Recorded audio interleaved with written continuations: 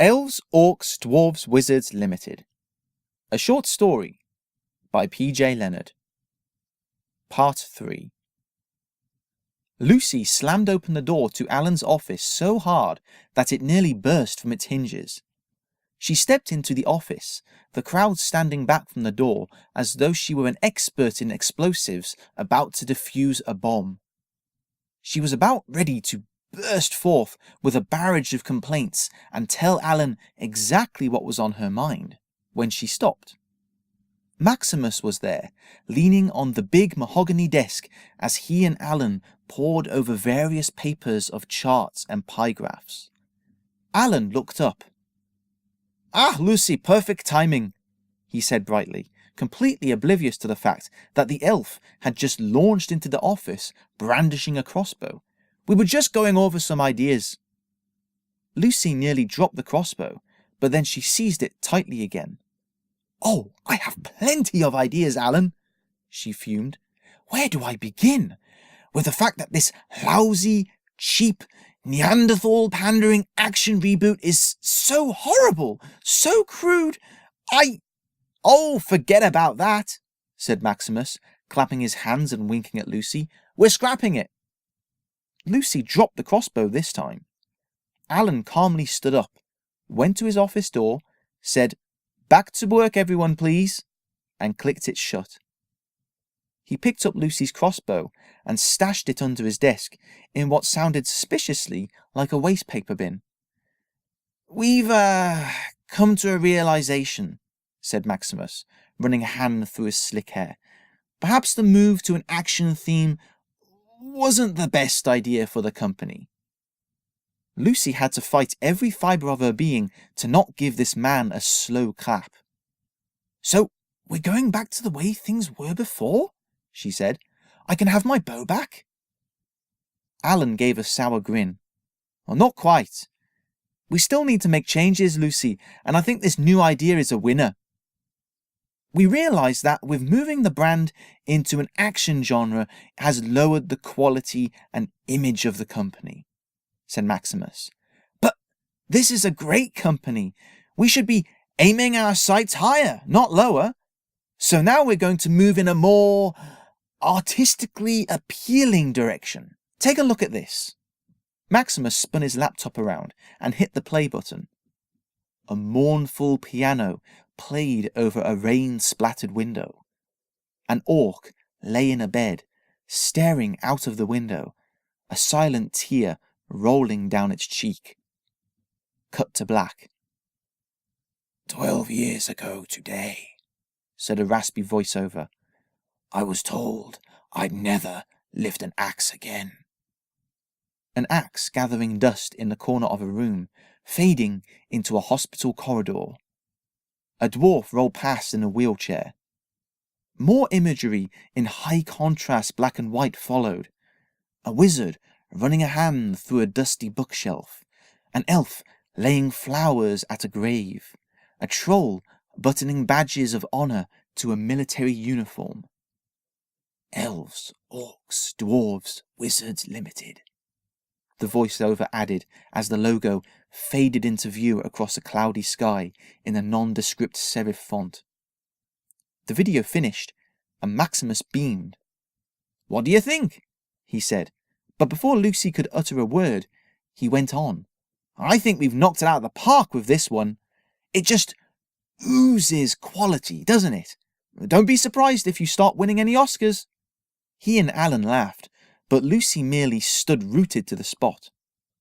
"So, when do I get my bow back?" "Ah, well, that's the point," said Maximus. "Don't you see, Miss Lucy? This is ripe with opportunity. In fact, you gave me the idea for this, hence why we're giving you the preview. I imagined a preset story package to customers of an elf pining for their long-lost bow they had had since they were a child. I call it The Bow." Lucy took a step back. "You're both insane," she said quietly. "This is insane. So your solution to a bad reboot is to replace it with another bad reboot?" "Give this one a chance, Lucy," said Alan patiently. "This commercial goes live tonight. Changes are always scary, but we're doing this to keep the company alive. Surely that's worth more to you than your boar." Lucy stormed out of Alan's office, slamming the door again behind her. The whole office watched her as she stormed back to her desk. "So, it went well then?" said Derek. Lucy exchanged dark looks with Derek, Tim, and Eva. "Brace yourself," she said. "Things are about to get worse." Once again, the commercial aired between a popular soap opera and a panel show comedy, and once again, the people took to the internet to mock Elves Orcs Dwarves Wizards Limited. "As if trying to be Oscar bait was bad enough," a prolific journalist commented in the editorial of the Times. "Now it looks like they want to fill the stalls of the Academy Awards with folk whose idea of recognition for work is to receive a knighthood from a mountain king." The shock of the change across cyberspace didn't seem quite so big this time.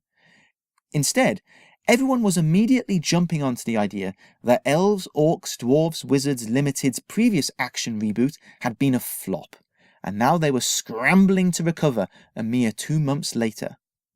Maximus had organised interviews with TV talk shows and paid articles in newspapers this time.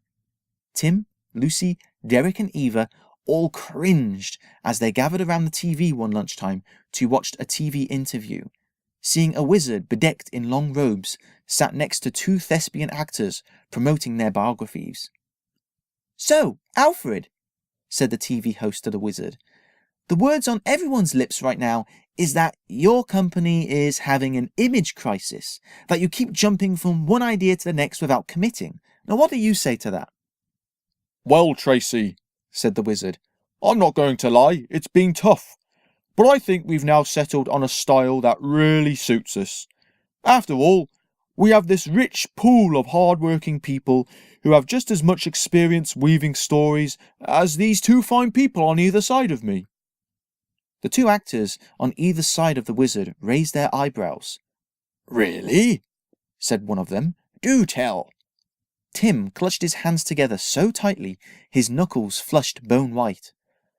"Don't say it, Alfred," he muttered. "Just stop there."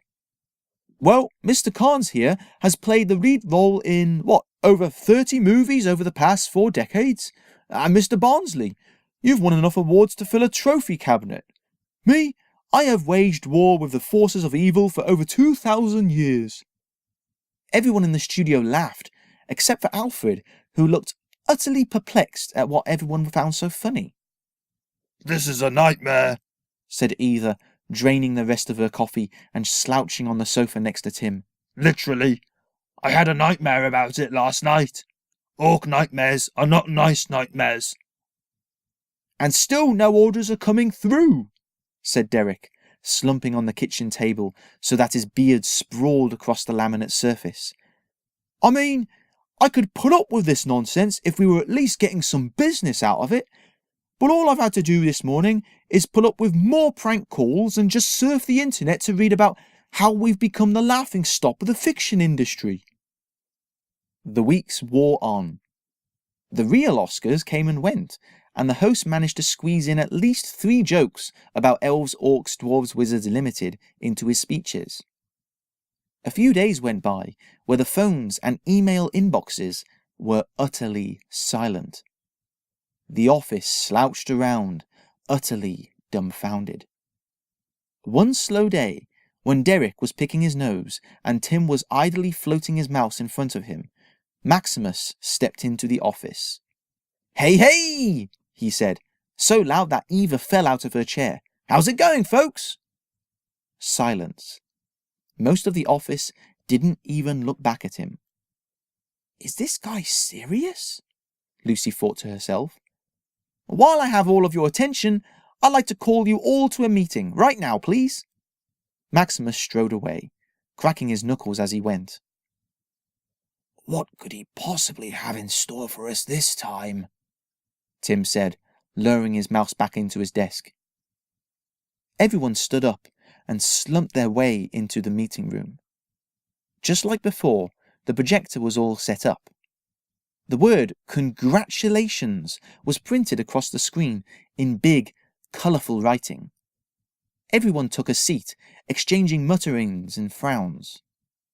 Maximus and Alan walked in. Alan looked completely exhausted, his beard frayed and unkempt, while Maximus looked as fresh as if he'd just come back from a long holiday. "Congratulations indeed," he boomed, flashing a dazzling smile. "Yes, you've all done a great job." Silence. Maximus's eye twitched. "Yes," he went on. "Now, I understand that things have been a little bit tricky recently," he said. Huh, Leo laughed. you can say that again. First you had me brandishing AK-47s, and now I'm in tuxedos. Tell me the punchline, Maximus, because I'm not getting this joke." A murmur of agreement fluttered through the room. I know, Maximus raised his voice over the din. "I will admit that the last couple of rebrandings of your company have misfired somewhat." "Misfired?" Derek snorted. "That's an understatement if there ever was one. How much money was spent on all of this promotional material, Maximus? Especially those fancy commercials.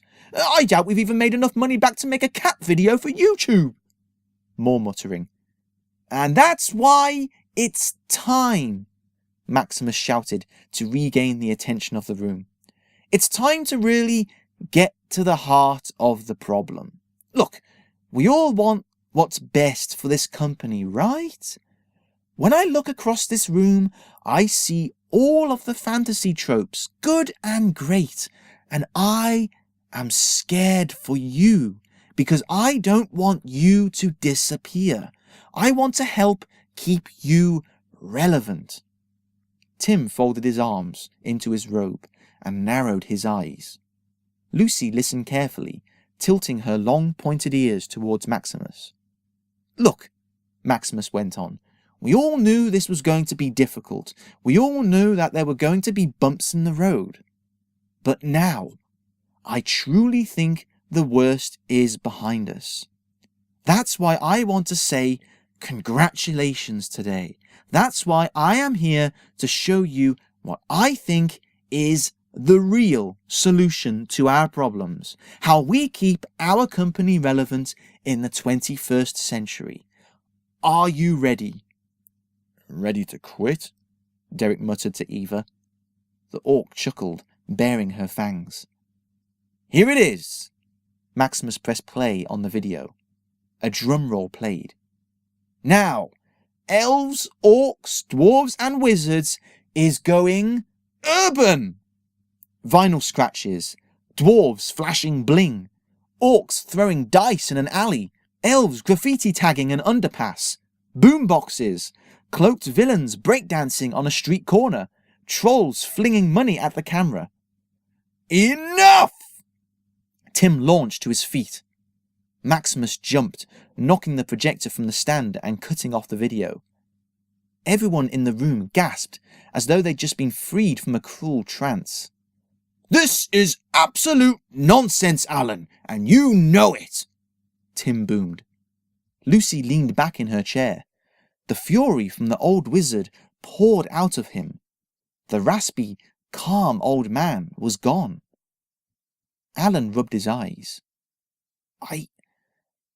I had to do something, Tim," said Alan, his voice, by contrast, quiet and small.